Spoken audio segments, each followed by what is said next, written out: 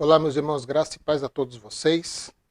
Estamos aqui mais uma vez para trazer um vídeo acerca da escatologia consumada. Meus queridos, nós temos acompanhado aí alguns acontecimentos a respeito de guerras, rumores de guerras e outras coisas mais que estão acontecendo aí no mundo.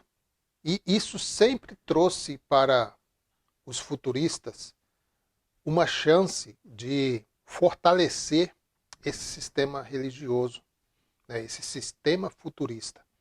Então, meus queridos, nós vamos falar aqui sobre Apocalipse 9,16. 200 milhões de cavaleiros. Seria isso literal mesmo? Esse é o tema do nosso vídeo. A quem não me conhece ainda, meu nome é Orlando Alves. Às vezes as pessoas entram em nossas plataformas e pensam assim, esse rapaz aí, da onde ele é? Então eu estive há quase 25 anos dentro do sistema religioso, dentro desse conceito futurista, e nós aprendemos com a tradição religiosa a futurar as coisas que já aconteceram nas escrituras, né? Então isso foi o que a tradição fez conosco. Mas graças ao Eterno nós estamos aí com as escamas tiradas dos nossos olhos, não por força humana, mas pelo Espírito, né? Pela graça de Deus, nós estamos aí a cada dia mais buscando conhecimento. Crescei na graça e no conhecimento. É isso aí. Então vamos lá, então, meus queridos. O tema é isso aí, ó. Apocalipse 9,16. 200 milhões de cavaleiros. Seria isso literal mesmo? Recentemente entraram em uma postagem minha, a qual eu estava falando sobre a escatologia consumada, e ele me falou, mas isso não aconteceu ainda. Ninguém viu os 200 milhões de cavaleiros. E eu olhei assim e falei, não acredito que esse rapaz está falando isso literalmente. E ele disse, isso é literal. E ele ainda afirmou, isso é literal. Então, meus queridos, vamos ver então o que as escrituras dizem. Amém? Vamos lá.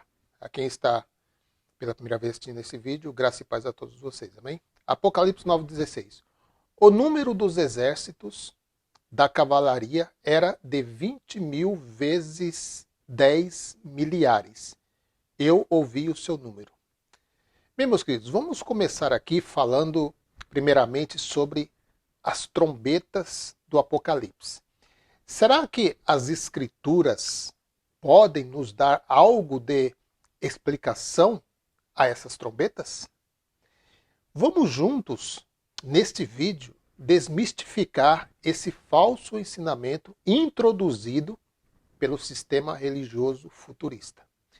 Então, meus queridos, é hora de separar as crianças dos adultos. Porque aqui o alimento é sólido. Primeiro, o que essas trombetas representam?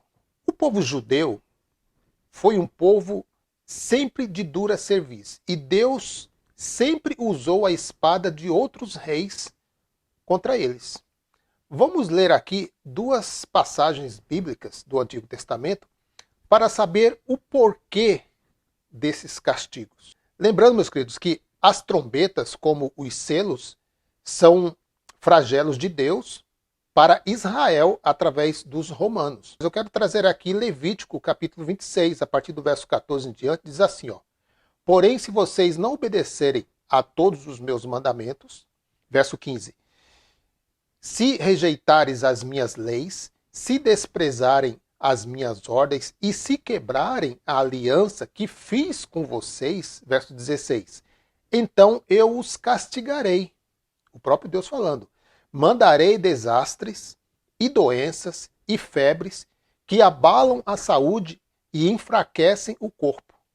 Não adiantará nada semear os campos, pois os inimigos é que comerão as colheitas. Verso 17. Ficarei contra vocês e deixarei que sejam derrotados pelos inimigos. Eles os dominarão e vocês fugirão mesmo quando ninguém os perseguir. Olha só, meus queridos, Deus falando. Verso 18. Porém, se nem assim vocês me obedecerem, mas continuarem a pecar, né, a transgredir a lei, eu mandarei um castigo 7 vezes mais, 7 vezes pior. Verso 25. Ordenarei que povos inimigos os ataquem. Assim vocês serão castigados por terem quebrado a aliança. Quem quebrou a aliança com o Eterno, meu querido? O que tem a ver isso com nós do século XXI? É isso que se deve perguntar ao texto. E logo os irmãos podem perceber que aparece esses 7 vezes piores. Esse número 7, meus queridos, não é literal, tá? Seguindo aí, meus queridos. Então esse povo foi castigado por terem quebrado a aliança que fiz com vocês, diz o Senhor. E se vocês se ajuntarem nas cidades para escaparem dos inimigos, eu farei com que vocês sejam atacados por doenças graves. E os inimigos os prenderão. Verso 26. Por causa do meu castigo, a comida será tão pouca. Olha aí. Isso o Senhor falou às 12 tribos lá, viu? Que bastará um forno para 10 donas de casa assarem pão. E cada pessoa receberá uma porção tão pequena de comida que ninguém conseguirá matar a fome. Verso 27. E se nem assim vocês me obedecerem, mas continuarem a me desafiar, verso 28, cheio de ira eu ficarei contra vocês, e por causa dos seus pecados, transgredir a lei, mandarei um castigo 7 vezes piores. 7 taças, 7 selos, 7 pragas, né? Destruirei as cidades e as deixarei em ruínas. Derrubarei os seus templos e não aceitarei os sacrifícios que vocês me oferecem. 33. Eu farei com que haja guerra e vocês serão espalhados pelas outras nações. Na terra de vocês não haverá moradores e as cidades ficarão em ruínas. Não para por aqui, meus queridos. Seguindo aí, Deuteronômio capítulo 28, também relata juízos de Deus contra Israel. Não é contra o Brasil, não é contra os Estados Unidos, contra Israel, tá? Deuteronômio capítulo 28, verso 26. Vocês morrerão e o corpo de vocês servirá de comida para as aves e para os animais ferozes, e ninguém os enxotará. Verso 27. O Senhor Deus castigará vocês com tumores, como fez com os egípcios. Vocês sofrerão de úlceras, chagas e coceiras sem cura. Verso 28. O Senhor os castigará, fazendo com que fiquem loucos, cegos e confusos. Verso 49. O Senhor Deus fará vir contra vocês, de longe, lá do fim do mundo, um povo estrangeiro, que fala uma língua que vocês não entendem. Eles os atacarão como uma águia. Olha aí, meus queridos, águia. Lembra da imagem dos soldados romanos? Que tem a imagem da águia em seus escudos? Pois é, meu querido. Por isso tem que examinar as escrituras. Por isso que tem que buscar, meus queridos, o sentido da linguagem de figura das escrituras. Porque a Bíblia não foi escrita para nós, povo brasileiro. Foi escrito para os judeus, dentro de uma cultura, dentro de uma linguagem, dentro de um tempo. Amém? Versículo 50 agora. São gente cruel, que não respeita os velhos, nem tem pena dos moços. Versículo 52. Cercarão as cidades onde vocês moram, até que caiam as muralhas altas e fortes em que vocês confiavam. Todas as cidades da terra que o Senhor, nosso Deus, lhes deu, serão cercadas pelos inimigos. Verso 53. O cerco será terrível, os moradores da cidade ficarão tão desesperados que comerão os próprios filhos que Deus lhes deu. E isso, meus queridos, que eu li aqui agora, aconteceu no cerco da cidade em 70 DC. Foi registrado pelos historiadores Flávio Josefo e Tácito, que eram escritores contemporâneos daquela época. Verso 54. A situação será tão terrível que não haverá nada para comer. Até o homem mais educado e carinhoso ficará tão desesperado que comerá os próprios filhos. E será tão mal que não repartirá a carne com os irmãos, nem com a sua querida mulher, nem com os outros filhos. Verso 56. Olha que terrível, meus queridos, isso. Isso é o próprio Deus que fez, viu? Castigo contra aquele povo. A situação será tão terrível que até a mulher mais dedicada e carinhosa, que nunca precisou andar a pé quando sair de casa, ficará tão desesperada que comerá às escondidas seu bebê recém-nascido, e a placenta também. Ela será tão má que não dará nenhum pedaço para o seu querido marido, nem para os seus outros filhos. Isso aconteceu no cerco da cidade de Jerusalém no ano 70 DC pelo general Tito e seus soldados. Está registrado na história, está registrado pelos escritores Flávio Josefo e Tácito. Então, meus queridos, não é coisa nova que nós estamos mostrando, é coisa que está nas escrituras, mas que os líderes não querem trazer isso. Isso quebra o império deles. Apocalipse capítulo 8, verso 5. Então o anjo pegou o vaso de incenso, o encheu com fogo do altar e jogou sobre a terra. Houve trovões, estrondos, relâmpagos e um terremoto. Flávio Josefo relatou algo acerca desses desastres. Vejamos. Aconteceu que houve uma tempestade prodigiosa durante a noite, com uma violência incrível. Ventos fortes, uma chuva torrencial, relâmpagos contínuos, trovões terríveis e horríveis, tremores e contorções da terra. Essas coisas manifestavam que alguma destruição estava vindo sobre a humanidade, pois o sistema mundial foi lançado em desordem e qualquer um poderia adivinhar que essas maravilhas prometiam uma grande calamidade por vir. Relatos bíblicos. E isso está na Guerra dos Hebreus, um livro que foi lançado pela CPAD, que é a Gráfica das Assembleias de Deus, e não sei por que eles não acreditam nisso, né? Então, com relação à primeira trombeta, Apocalipse 8:7, observe que os romanos destruíram as colheitas dos judeus para prejudicá-los e cortaram as árvores para fazer aterros e elementos de guerra, conforme documentos de Josefo. Com relação à segunda e terceira trombeta, capítulo 8 de Apocalipse, versículo 8 ao 11, onde a água é danificada, pode-se ver outro efeito da campanha romana contra Israel. A conversão da água em sangue é explicada pela contaminação dos afluentes da Judéia devido ao grande volume de sangue, pelo grande número de mortos deixados pela guerra. Isso está registrado na história. Flávio Josefo explica isso. Essa derrota foi a mais grave que os judeus receberam, mas parecia ainda maior em si do que era. Não só por ter transformado em massacre toda a região por onde havia fugido, o Jordão não conseguiu escapar dos cadáveres, porque estava tão cheio de mortos que bloquearam o curso do rio. O lago de Asfaltites, Mar Morto, também estava cheio de cadáveres que foram levados pelo rio. A respeito da água do mar, né, o capítulo 8 e o verso 8, Josefo relata que muitos foram destruídos por causa das tempestades na costa da Judéia. Portanto, aconteceu que o mar era cor de sangue para uma área muito grande e havia corpos mortos por toda parte. Está lá registrado em Guerras, livro 3, seção 9, verso 3.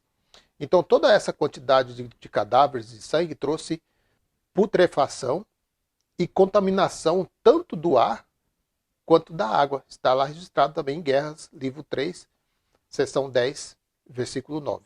As trombetas, como os selos, né, como eu já falei lá no início, são flagelos de Deus para Israel através dos romanos. Apocalipse capítulo 8, verso 12. Aí o quarto anjo tocou a sua trombeta e foi ferida a terça parte do sol, da lua e das estrelas, de modo que perderam a terça parte do seu brilho. Não houve luz durante a terça parte do dia e também da noite.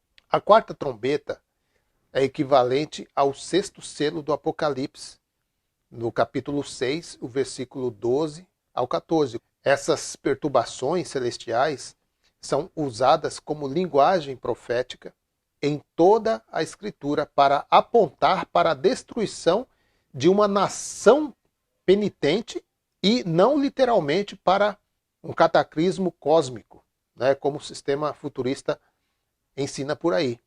A quinta trombeta, Apocalipse 9, versículo 1 ao 12, é bastante sugestiva no que se refere especialmente ao cerco romano de Jerusalém, pois na descrição desse flagelo há vários paralelos com o cerco da cidade.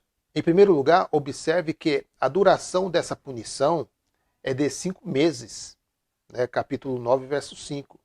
O cerco de Jerusalém começou na Páscoa do ano 70 DC, entre o final de março e o início de abril, e se estendeu até o final de agosto daquele ano, com a queima do templo, terminando nos primeiros dias de setembro, com a captura completa do resto da cidade.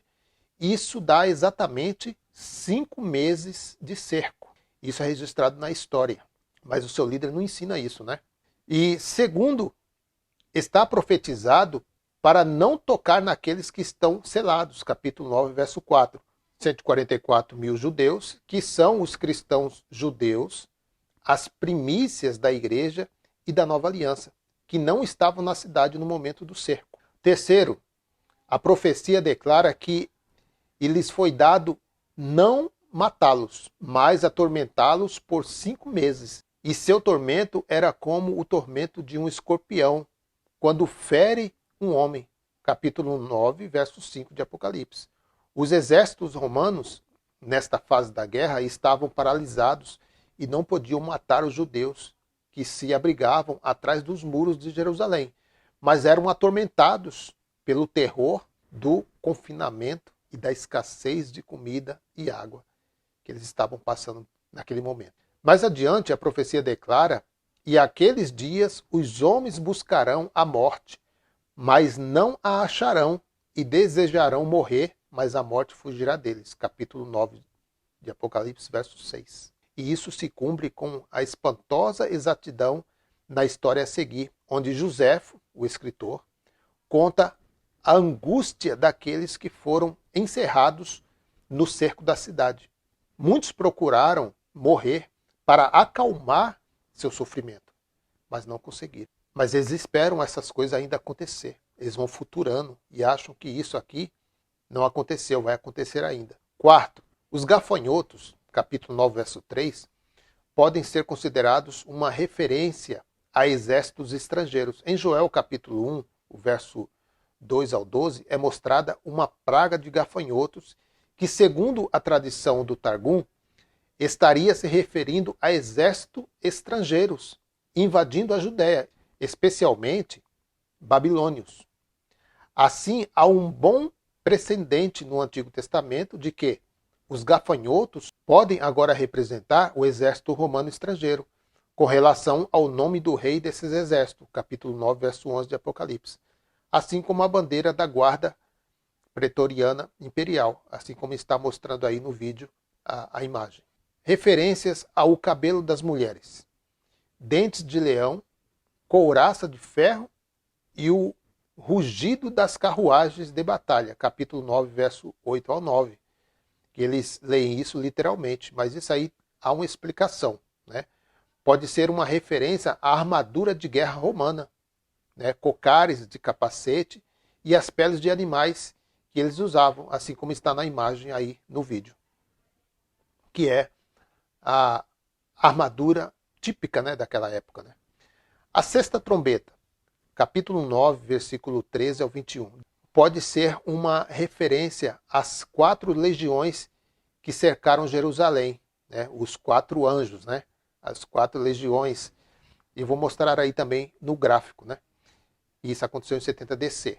Sob o comando de General Tito, a 12ª Fulminata, a 5ª Macedônia, a 15ª Apolinares e a 10ª Fretenses, descritas em linguagem apocalíptica, semelhante à descrição de Joel dos exércitos babilônios, assim como está na imagem aí, mostrando no vídeo. E complementando acima, Kenneth Gentry, ele apela que o quinto selo é sobre a atividade demoníaca que tomou posse dos judeus durante o cerco de 5 meses, fazendo um ao outro se atormentar dentro da cidade lotada. Gentry baseia sua interpretação em uma profecia de Jesus, que depois de ter purificado a Judéia de demônios, disse, está lá em Mateus capítulo 12, verso 43. Quando um espírito imundo sai de um homem, passa por lugares áridos, procurando descanso, e não encontra. Verso 44. E diz, voltarei para a casa de onde saí. Chegando, encontra a casa desocupada, varrida e em ordem. 45. Então vai e traz consigo outros 7 espíritos piores do que ele. E entrando, passam a viver ali. E o estado final daquele homem torna-se pior do que o primeiro. Assim acontecerá a esta geração perversa. Qual era esta geração perversa? O povo de Israel, os judeus daquela primeira aliança, aquele primeiro pacto. Gentry, ele observa que Joséfo usa o verbo grego balsâmico para atormentar. Em seus relatos do sofrimento das multidões judias atormentadas pela fome. E é o mesmo verbo que João usa nesta passagem para descrever a ação desses seres. Capítulo 9 de Apocalipse, verso 5.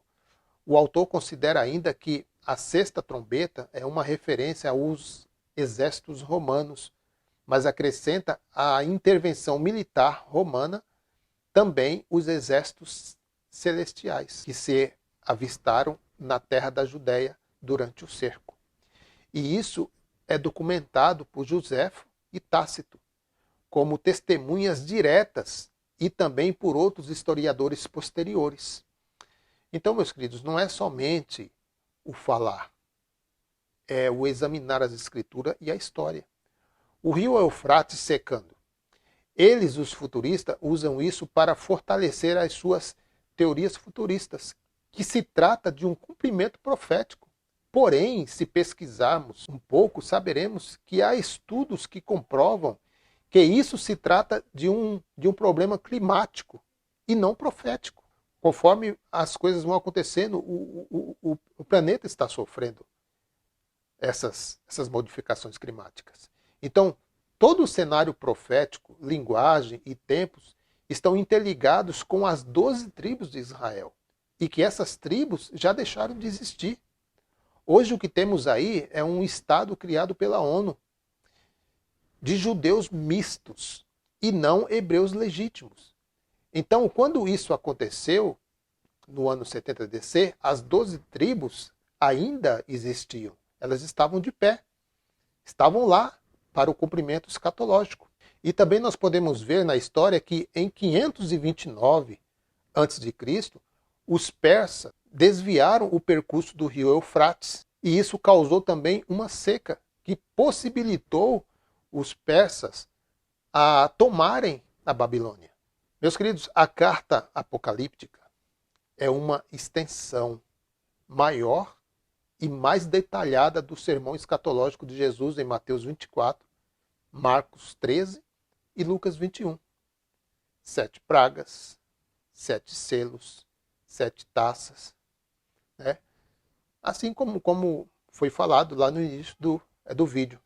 Nós acompanhamos aí, em Levítico e Deuteronômio, que são os castigos que o Israel da primeira aliança sofreram devido à quebra da aliança, por não seguirem os preceitos da lei, da Torá, dados a eles através de Moisés. O sistema religioso adora quando algo de terror surge, tais como epidemias, desastres climáticos, guerras, etc. E logo aparece aí um tocando terror dizendo, olha, esse mal é para que se cumpra as profecias, e o povo entra em pânico. Por quê? Porque não conhecem as escrituras. Todos nós fomos doutrinados tradicionalmente e não biblicamente. E isso nos torna e nos tornou, presas fáceis nas mãos desses líderes. Mas graças a Deus estamos pouco a pouco abrindo nossos olhos, e também mostrando a outros esses enganos religiosos. Então, meus queridos, essa guerra aí, recente, muitos dizem em suas plataformas, é o grande exército de 2 milhões de soldados, etc. Então, meus queridos, não existe nenhum exército na face da Terra com tamanho número de homens. É claro que isso não é literal. Esse número, meu querido, não é literal. A Bíblia usa números para a representação de totalidades, como os 144 mil são os escolhidos, que não ficaram presos na cidade, mas fugiram para os montes, como o Senhor orientou os discípulos. Assim também como o milênio. Não é literal. E esse é o grande mal dos futuristas. Interpretar Apocalipse de uma forma totalmente literal. Isso é um grande absurdo teológico. Então, meus queridos, fico por aqui. Eu espero que esse vídeo possa contribuir a um crescimento, e até a próxima, querendo Deus. Graça e paz.